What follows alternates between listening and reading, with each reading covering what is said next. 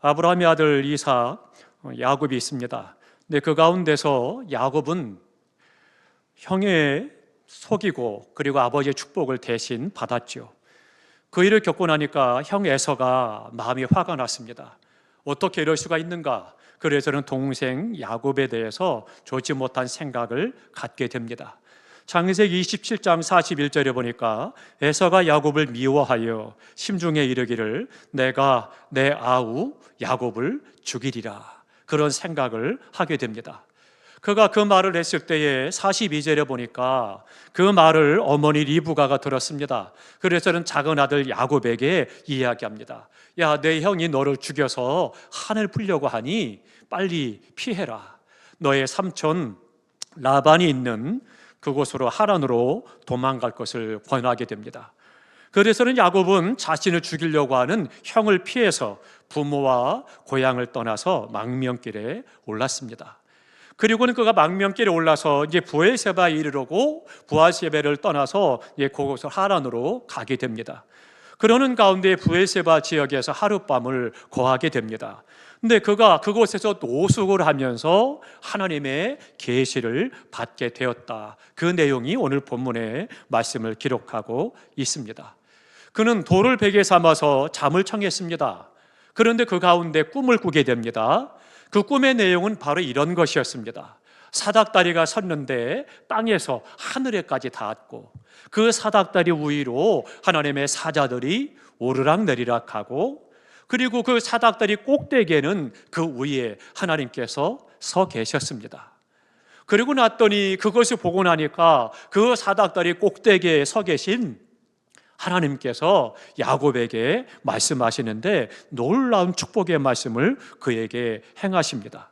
그 말씀의 내용이 13절부터 15절까지입니다.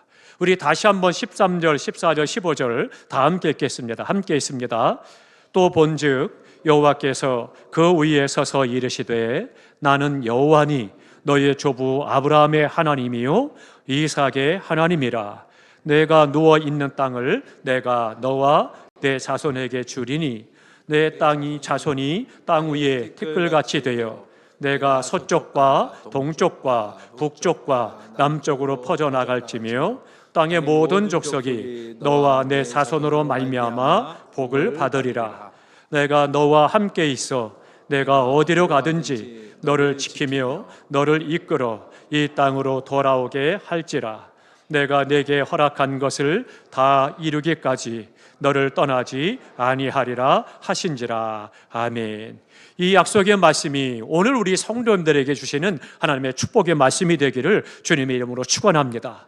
그래서 하나님께서 내가 너와 함께 하겠다라고 약속하고 있고 그리고 내가 누워있는 그 땅을 너와 내 자손들에게 주겠다 말씀하고 그리고 너를 통해 하고자 하는 일을 다 이루기까지 떠나지 않겠다 약속하신 이 약속의 말씀, 또 우리 자손들을 통해서 주변 사람들이 복을 받을 것을 약속하신 대로 우리 가정이 우리 성도들과 자손들이 하나님이 약속하신 이 복을 평생에 누리는 복된 삶이 되시기를 주님의 이름으로 축원합니다. 그랬더니 이제 야곱이 꿈에서 깼습니다. 꿈에서 깨어서 그가 위대한 신앙의 고백을 하고 있습니다. 그 신앙 고백이 17절에 있습니다. 두렵도다 이곳이여 다른 것이 아니라 이는 하나님의 집이요 이는 하늘의 문이로다. 그렇게 고백했습니다. 그럼 야곱이 꿈을 꾸면서 만났던 하나님을 만났던 곳, 그곳은 인적이 없는 거친 광야입니다. 그 브엘세바 광야에서 그는 주님을 만나게 된 거죠. 그리고는 그곳을 가리켜서 하나님의 집이다, 하늘의 문이다라고 고백을 하고 있습니다. 이 브엘세바 광야는요 일교차가 심한 곳입니다. 뜨거울 때는 50도로 오르락내리락하는 그렇게 뜨겁고요, 밤이 되면 새벽까지는 10도 이하로 내려갑니다. 그러니까 40도 이상이 차이가 나는 일교차가 있죠. 우리가 어떻습니까? 우리나라 일교차가 심할 때는 20도까지 나죠. 그래서는 아침에는 10도쯤 됐다가 낮에 30도까지 올라가고 그러면 어때요? 그것이 반복되면 우리 어르신들의 건강이 힘들 때가 있고 젊은 사람도 또 어려운 그런 것을 보죠. 그러니까 이 광야, 브엘세바 광야 온도라고 하는 것은 건강이 아주 안 좋은 것이고 살기가 어려운 거죠. 그러니까 그곳엔 사는 사람도 없습니다. 뿐만 아니라 밤에도 추위를 피할 만한 집도 없습니다. 오직 그곳에는요, 전갈과 독사와 이리떼만 있는 그곳이 바로 이 브에세바 광야입니다. 그런데 야곱은 그곳을 가리켜서 하나님의 집이다라고 말씀하고 하늘의 문이다라고 그는 고백하고 있습니다. 왜 그럴까요? 세상의 눈, 사람의 눈, 육의 눈으로 볼 때는 척박한 곳이고 황량한 곳이고 사람이 살 수 없는 곳이고 참으로 악한 땅이 되었지만, 그러나 야곱은 그곳을 하늘의 문이요 하나님의 집이다라고 고백한 거죠. 왜 그러냐? 오늘 그것을 말씀을 드리려고 합니다. 첫 번째로는 하나님을 만난 곳이기 때문입니다. 12절 13절에 말씀합니다. 하나님의 사자들이 이 사닥다리에 오르락내리락 하고 사닥다리 위에 서 계시는 하나님을 보았다, 그렇게 그가 이야기하죠. 하나님의 집, 성전은 하나님을 만나는 곳임을 믿으시기 바랍니다.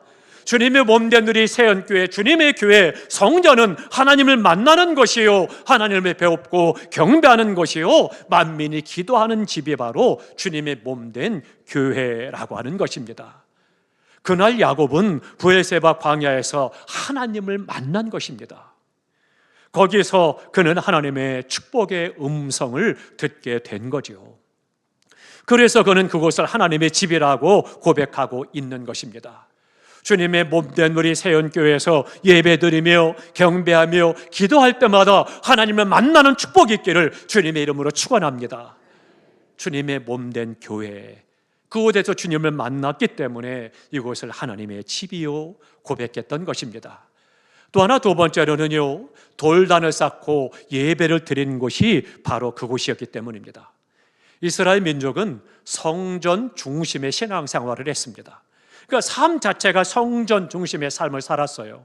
어느 곳에 가든지 동네를 설 때마다 그곳에는 먼저 한가운데다가 성전을 지었습니다.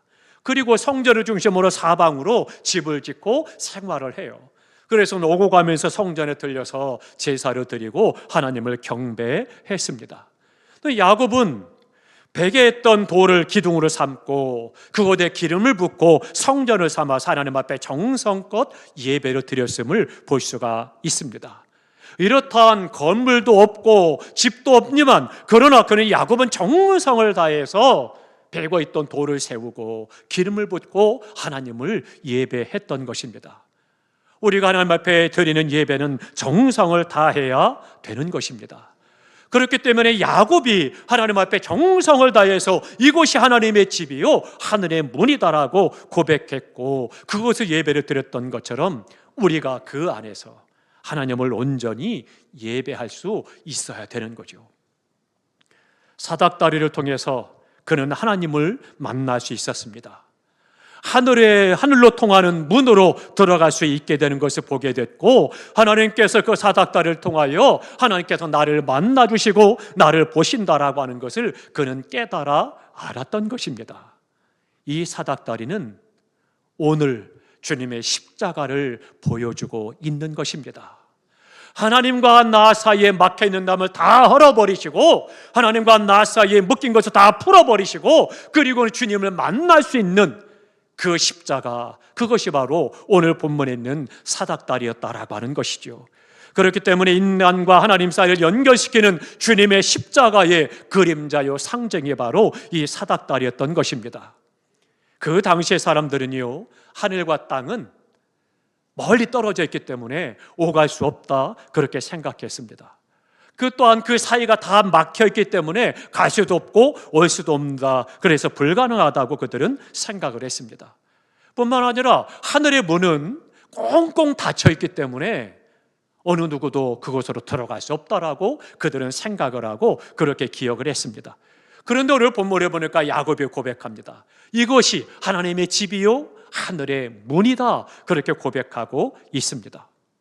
에스겔 48장에 보면 앞으로 이 말, 하나님의 나라, 그 천국에 대해서 말하기를 천국에는 12성문이 있다, 그렇게 고백합니다.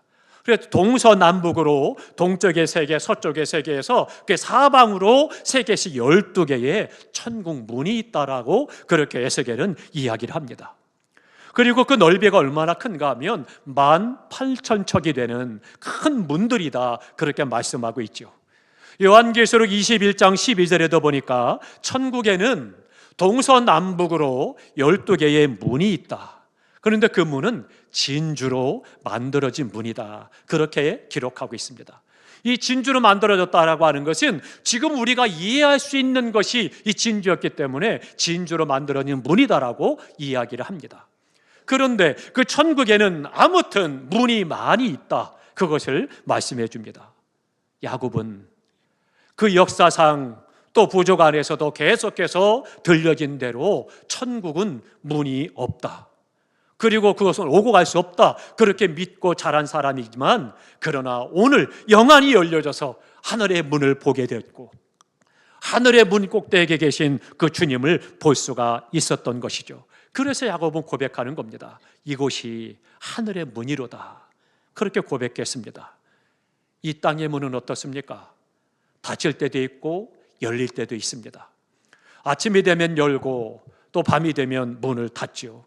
그러나 하늘나라의 문은 닫혔다 열렸다 닫았다 열었다, 그런 문이 아닙니다. 하늘의 문은 항상 열려 있다라고 성경은 말씀합니다. 요한계시록 21장 25절에 보니까 성문들을 낮에 도무지 닫지 아니하리니 거기는 밤이 없음이라, 그렇게 말씀합니다. 그러니까 하늘의 천당은, 천국에는 밤이 없기 때문에 항상 문이 열려 있다는 거예요. 그런데 중요한 게 있습니다. 그 천국의 문이 항상 열려 있다고 해서 항상 아무나 들어가느냐? 그렇지 않다라고 하는 거예요. 요한계시록 21장 27절에 보니까 속된 것이나 가증한 일, 또 거짓말하는 자들은 결코 들어오지 못하되, 그렇게 말씀합니다. 천국 문은 항상 열려 있고 넓고 12개의 문이 있지만, 그러나 아무나 들어갈 수 있는 것이 아니고 거짓말하고 가증하고 악한 자들은 들어오지 못한다라고 말씀하고 있습니다. 그런데요, 오늘 우리의 삶을 보면 우리의 삶에서는 문이 닫힐 때가 너무나도 많죠. 지금 전 세계가 고통하고 있습니다. 전쟁을 인해서 고통을 당하고 또 여러 가지 강대국들의 패권 싸움을 위해서 그 가운데서 온 세계가 고통하고 있죠. 그러다 보니까 세상이 문이 닫히기 시작을 합니다. 닫히기 시작을 하고 막히기도 하죠. 어느 순간 건강의 문이 닫히기도 하고 회사의 문이 막히기도 하고 직장의 문이 닫히기도 하고 앞문도 뒷문도 옆문도 다 닫히고 도움의 손길도 다 닫히고 어떤 문도 다 열리지 못하고 닫혀있는 그런 답답하고 힘든 시간을 지금 보내고 있죠. 도움의 손길조차 막혀서 절망의 바닥에 서고 있는 그것을 볼 수가 있습니다. 그러나 하늘문은 닫지도 못하고 열지도 못하고 막히지도 못하고 열리지도 못하는 겁니다. 주님께서 말씀하십니다. 나는 양의 문이라. 요한복음 10장 9절에 말씀하기를 내가 문이니 누구든지 나로 말미암아 들어가면 구원을 얻고 들어가며 나오며 꼴을 얻으리라 말씀하고 있습니다. 그렇기 때문에 오늘 주님께서는 천국문을 활짝 여시고 예수 그리스도 안에 구원의 문을 열어주시고 그리고 우리로 하여금 복음을 전가하고 영혼들을 구원해서 그 하나님의 나라로 인도하기를 요구하고 계신 것이고 그리고 예수로 말미암아 구원받으면 그 사람은 들어오고 나가면서 꼴을 얻는다라고 말씀하고 있습니다. 내가 예수 그리스도 안에서 먼저 구원을 받아 하나님의 자녀가 됐고 이제는 주님께서 허락하신 은혜로 성전에 돌아오고 나가면서 하나님 허락하신 놀라운 축복과 은혜를 받을 수 있음을 말씀해 주고 있는 것입니다.